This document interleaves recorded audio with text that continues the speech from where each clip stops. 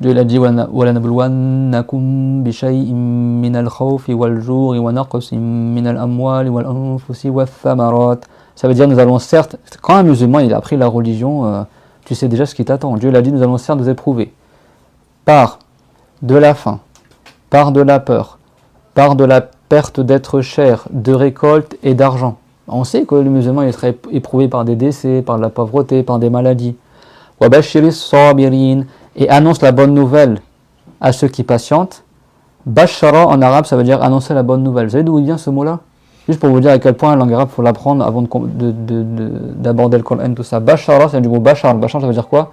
Ça veut dire la peau. C'est clair, la peau. C'est quoi c'est comme disait épidermiser quelque chose. Bashara ça veut dire ça littéralement. Parce que quand tu as une bonne nouvelle, ça se voit sur ton visage, n'est-ce pas? Ton visage, ta peau, elle change, elle s'illumine. Et donc, en arabe, le verbe bashara, c'est un verbe spécifique qu'on emploie pour dire quand tu as appris une bonne nouvelle. Parce que la peau de ton visage devient plus radieuse. Et la peau, on dit bashar, donc le verbe c'est bashara. Poiser, soi-disant, c'est bon? Tu as épidermisé la personne en lui annonçant une bonne nouvelle. C'est clair, tout le monde? Et donc, dans le Coran, Dieu il dit bashara. Par exemple, annonce-leur la bonne nouvelle entre guillemets d'un dur châtiment. Ben ça c'est une figure de style. Parce qu'à la base, bashara, on l'utilise pas pour une chose qui est mauvaise. Mais là, pour accentuer l'humiliation et la punition, c'est comme tu disais, apprends la bonne nouvelle que tu as raté ton permis par exemple, c'est pas une bonne nouvelle. Mais le fait que tu dis que c'est une bonne nouvelle, ça amplifie l'humiliation en fait. Comprenez? Ça c'est une figure de style en arabe. Et dans le Coran, il y a des figures de style comme ça. Des fois, tu as le verbe bashara qui à la base est pour la bonne nouvelle, et Dieu l'emploie pour le châtiment, pour l'annonce du châtiment, que les anges ils annoncent le châtiment.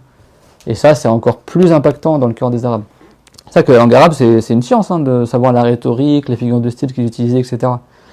Mais là, c'est au sens propre. وَبَشِّرِ الصَّابِرِينَ. Et annonce la bonne nouvelle à ceux qui patientent.